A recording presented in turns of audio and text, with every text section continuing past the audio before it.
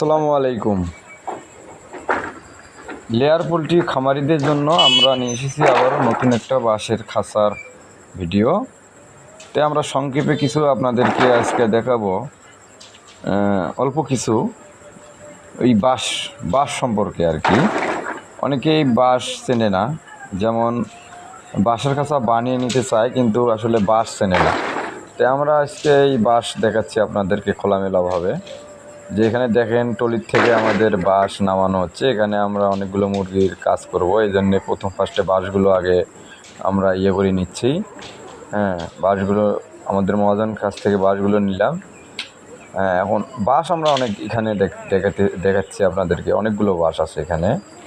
তো এখানে অনেকগুলো মুরগির কাজ হবে। তো যাই হোক, আমি পরে বলবো। এখন আপনাদেরকে বলতে চাচ্ছি যে আপনারা ফার্স্টে বাঁশের খাঁচা বানিয়ে নিলে আপনাদের এই জাতের বাঁশটা আপনাদেরকে সংগ্রহ করতে হবে। এটা তল্লা বাঁশ, কেউ বলে মাখলা বাঁশ, কেউ আবার মোড়াল বাঁশ বলে। এই বাঁশটা আপনারা যে নামে চেনেন না কেন, এই বাঁশ হলে আপনাদের মনে করেন যে বাঁশের কাছে আপনারা বানিয়ে নিতে পারবেন।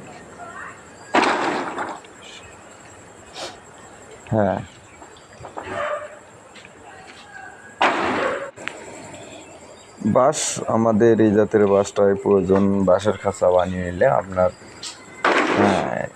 দেখেন, আমি আপনাদেরকে বাঁশ দেখাচ্ছি এবং খুব ভালো করে দেখবেন, দেখলে আপনারা বুঝতে পারবেন যে এই জাতের বাঁশটা মানে কাজ করার জন্য প্রয়োজন আছে আর কি।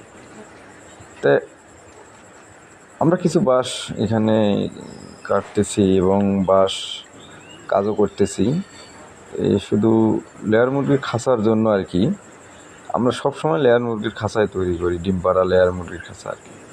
তো যাই হোক, অনেকেই মানে দেখতে চায় যে আমরা বাঁশটা চিনি না। আপনারা যদি বাঁশের ভিডিওটা ভালোভাবে দিতেন তাহলে আমরা বুঝতে পারতাম যে কী বাঁশটা লাগে।